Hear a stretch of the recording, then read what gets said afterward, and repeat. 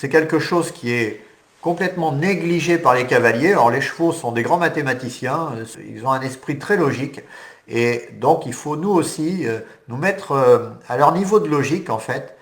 Quand on respecte ça, ben, le cheval, on lui fait changer son raisonnement en fait.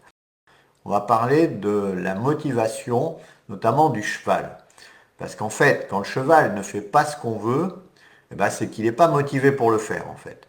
C'est qu'il n'y voit pas son intérêt en fait pour le faire. Donc c'est ce qu'on va étudier ce soir. Parce qu'un cheval, c'est mathématique, c'est binaire, c'est comme un ordinateur, 0 ou 1. Donc positif ou négatif, c'est tout ça un cheval. Donc il faut bien avoir conscience de ça, parce que quand on est dans l'émotionnel, on a du mal à comprendre que les chevaux sont complètement dans la logique, en fait. C'est assez étonnant. Mais eux, ils sont purement logiques. Quand ils ne sont pas énervés, finalement. Quand ils sont énervés, c'est différent. Mais quand ils ne sont pas énervés, ils sont très logiques, en fait. Le cheval, il réagit directement par rapport à nous, en fait, par rapport à notre comportement. Donc, sans le faire exprès, on influence le comportement de nos chevaux, en fait. Donc, si on l'influence sans le faire exprès, par nos attitudes, par ce qu'on fait, eh bien, la bonne nouvelle, c'est qu'on peut l'influencer dans le sens que l'on veut. Il suffit juste d'avoir conscience de l'influence que l'on apporte. Alors, je ne vais pas parler de toutes les influences ce soir, mais je vais parler d'une influence très importante, en fait. On va voir ça. Parce que le cheval, il se pose une question principale. Il se pose tout le temps une question qui est fondamentale pour lui. Est-ce que c'est confortable ou est-ce que c'est inconfortable? Voilà la question qui se pose, lui. Et c'est valable pour tout, en fait. Est-ce que c'est confortable? Est-ce que c'est inconfortable? Si c'est inconfortable, qu'est-ce que je peux faire pour revenir dans le confort? Les chevaux adorent le confort, en fait. Hein. C'est des animaux hypnotiques qui vivent en état alpha. L'état alpha, c'est un état hypnotique, c'est un état de confort. Donc les chevaux recherchent l'état de confort. Quand on les perturbe pas trop, on va dire. Quand ils restent avec leur cerveau. Donc par exemple au pansage. Le pansage, est-ce que c'est confortable ou est-ce que c'est inconfortable? Donc ça, une question à se poser. Pour certains chevaux, le pansage est confortable, pour d'autres c'est inconfortable. Pour une grosse majorité d'ailleurs, c'est inconfortable. Donc déjà, question à se poser. Le sanglage. Le sanglage, est-ce que c'est confortable pour le cheval ou est-ce que c'est inconfortable? Pour certains chevaux, bon, c'est pas confortable, mais c'est pas plus inconfortable que ça. Pour d'autres chevaux, ça va être très inconfortable. Le montoir, est-ce que monter dessus, c'est inconfortable pour le cheval ou c'est confortable? Tout ça, c'est des questions qu'il faut se poser en permanence parce que les chevaux se les posent, ces questions. Donc, on n'a pas le choix, en fait. Hein. Alors là, le travail. Alors, le travail en carrière, en manège, est-ce que c'est confortable pour le cheval ou est-ce que c'est inconfortable? Vous me voyez venir avec la réponse classique. Pour la plupart des gens, ça va être inconfortable le travail pour le cheval, la plupart des chevaux. Les sorties en extérieur, est-ce que c'est confortable pour le cheval ou est-ce que c'est inconfortable? Voilà une question qu'il faut se poser. Bon. Le transport, est-ce que le transport est confortable pour le cheval ou est-ce qu'il est inconfortable? Vous voyez que la plupart du temps, le cheval va trouver à son goût que c'est inconfortable. Et c'est pour ça qu'on va avoir des problèmes de motivation. Comme je dis, pour plaisanter, on va dire, le confort est dans le pré pour le cheval. Hein. Le cheval, pour lui, il pense que le confort est dans le pré. Ou dans le box éventuellement, mais surtout dans le pré. Avec les copains. Ça, c'est confortable. Et puis pour lui, tout le reste, bah, c'est inconfortable. Donc, vous voyez le problème en fait. Le problème, quand il est bien posé, est déjà à moitié résolu. Donc, voilà déjà le premier point qui est important. Le cheval raisonne comme ça. Est-ce que c'est confortable? Est-ce que c'est inconfortable? Si c'est inconfortable, j'en veux pas. Si c'est confortable, je veux bien. Mais il faut que ça le soit. Donc si le pré est confortable et que l'extérieur est inconfortable, n'espérez pas que le cheval, pour vos beaux yeux, il soit motivé pour sortir en extérieur. Ça ne va pas pouvoir le faire. Il faut, dans ces cas-là, on a plusieurs possibilités. Parce qu'en fait, il y a un point que je n'ai pas évoqué là, mais qui est très important, c'est les zones géographiques. Le cheval, il se repère par rapport à des zones géographiques, des endroits en fait. Donc, est-ce que, quand je suis avec les copains, c'est confortable ou est-ce que c'est pas confortable? Si c'est confortable d'être avec les copains, pourquoi je voudrais aller me balader, aller en promenade? Si les copains ne viennent pas avec moi, ça ne m'intéresse pas d'y aller. Bon, donc les zones sont très importantes. Donc il y a les zones confortables, il y a les zones inconfortables. Il y a deux types de zones en fait. Donc est-ce que la carrière est confortable? Est-ce que le manège est confortable? Est-ce que le camion est confortable? Est-ce que l'extérieur est confortable? Etc. etc. Bref, vous voyez l'idée. Donc à partir de là, vous avez... Alors déjà, tout ça, ce qu'il faut dire, c'est que c'est nous qui l'avons créé. Hein. Les zones confortables et les zones inconfortables, c'est nous qui les créons. C'est personne d'autre que nous. Hein. C'est, par exemple, on rentre de balade, on lâche son cheval dans le pré, il retrouve les copains, il retrouve le confort. C'est nous qui avons créé cette zone confortable. On n'était pas obligé de faire comme ça. Donc en faisant comme ça, on a créé ces zones. Donc on a trois possibilités en fait par rapport à ça. Première possibilité, on va rendre la zone confortable inconfortable. Ça, moi, c'est ce que je fais, par exemple, un cheval qui ne veut pas se laisser attraper dans le pré.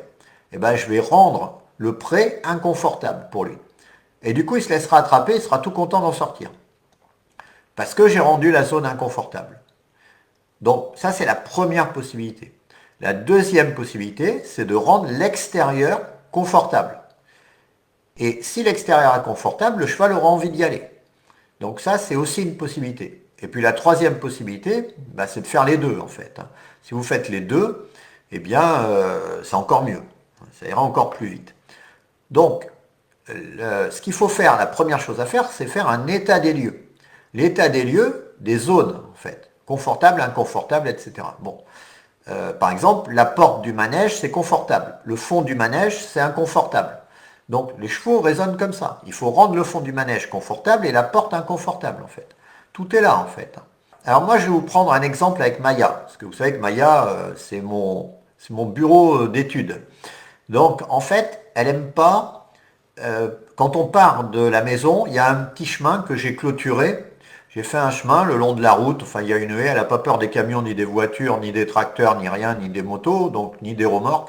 Donc ça pose pas de problème, sauf que quand il n'y avait pas la clôture, elle passait tranquillement. Maintenant qu'il y a la clôture, elle a peur. C'est étroit, ça fait 3 mètres, mais elle a un peu peur. Pourtant, il n'y a pas l'électricité dans la clôture, elle le sait parfaitement, parce qu'elle met le nez dessus, ça pose pas de problème, mais elle a peur pour passer. Donc, qu'est-ce que j'ai fait pour travailler ça? Eh bien, j'ai rendu le bout du chemin confortable. C'est une zone où je descends de cheval, je dessangle, je desserre même le collier de chasse pour qu'elle puisse brouter tranquillement. Comme moi, j'ai pas de mort dans la bouche, ça pose pas de problème.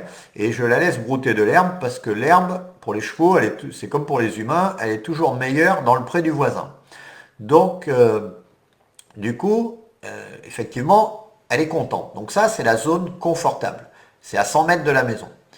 À la maison, c'est la zone inconfortable. Donc, quand on est à la maison, je la travaille, je la mets dans l'inconfort.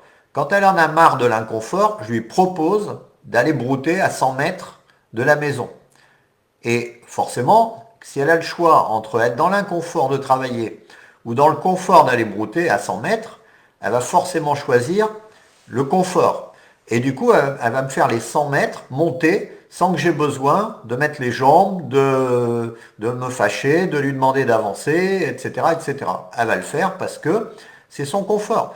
Et si jamais elle fait une erreur du style, elle fait demi-tour, elle rentre à la maison, elle va tout de suite le regretter. Parce qu'arriver à la maison, inconfort. De manière à ce qu'elle comprenne bien qu'il n'y a pas d'échappatoire en fait. C'est inconfort à la maison, confort à l'extérieur. Donc, c'est comme ça que je la travaille pour qu'elle passe sereinement à un endroit où elle n'a pas envie de passer, surtout dos à la maison, évidemment. Parce que dans l'autre sens, elle ne me fait aucun problème. Hein. C'est juste dos à la maison. Donc voilà le travail que je fais. J'avais fait le même travail pour la montée dans le vent. C'était inconfort à l'extérieur du vent, confort à l'intérieur du vent.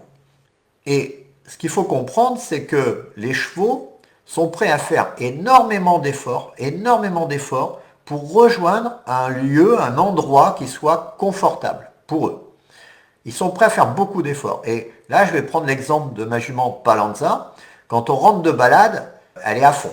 elle est à fond, j'ai l'impression qu'elle va faire une crise cardiaque, elle peut galoper sur les cailloux, elle peut faire tout un tas de choses, tant pis, elle fait pas attention, même si elle a mal aux pieds, même si elle a mal aux muscles, même si elle respire plus, même si elle est trempée, même si je sais pas quoi, certains jours, elle a envie de rentrer. Pourquoi? Parce que elle est prête à faire énormément d'efforts pour retrouver son confort, le prêt avec les copines. Donc, c'est moi qui l'ai créé, ce mécanisme. Parce que si elle était inconfortable au retour, elle n'aurait pas du tout envie de rentrer, en fait. Ou beaucoup moins. Elle se dit, oulala, j'ai une chance sur deux de travailler en rentrant, je vais peut-être pas trop me presser. Et ça, ils sont capables de le gérer, les chevaux. Parce qu'ils gèrent en zone géographique, en fait. Ils savent, cette zone, elle est sympa, cette zone, elle n'est pas sympa. Donc, du coup, celle où on n'est pas sympa, on y va à reculons, et celle qui est sympa, on y va à fond. Et c'est comme ça qu'il y a des chevaux qui paddockent pour sortir du terrain. Qu'est-ce que je peux dire d'autre? Ou des chevaux bah, qui rentrent trop vite à l'écurie. Je vraiment, euh, vous pouvez pas m'imaginer à quel point je suis heureuse de faire partie de cette méthode SPM et que de, du changement que ça a fait pour moi. Là, j'ai des chevaux, des jeunes chevaux que je dois travailler. Et je sais que je les travaillerai pas comme j'ai travaillé, comme j'ai débourré des chevaux dans le passé. Je sais tellement de choses et j'arrive à voir le cheval, je sais voir ses besoins, je sais tellement de choses, mais surtout, j'ai appris sur moi pourquoi ça n'allait pas, pourquoi je me trompais dans la vie, pourquoi j'ai... En fait, en gros, je me sous-estimais et je me respectais pas du tout.